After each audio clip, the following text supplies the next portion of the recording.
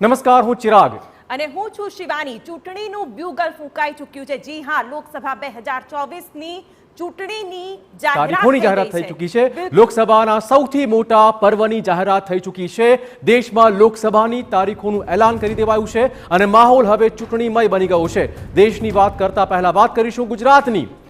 ગુજરાતની 26 લોકસભા બેઠક પર 7 મેના દિવસે આ તારીખ યાદ રાખજો, 7 મે 2024ના દિવસે ગુજરાતની 26 બેઠકો પર મતદાન થવાનું છે અને પરિણામ આવશે 4 જૂનના રોજ। રાજ્યમાં 5 વિધાનસભા બેઠકો પર પણ આ જ દિવસે થશે પેટા ચૂંટણી માટે મતદાન।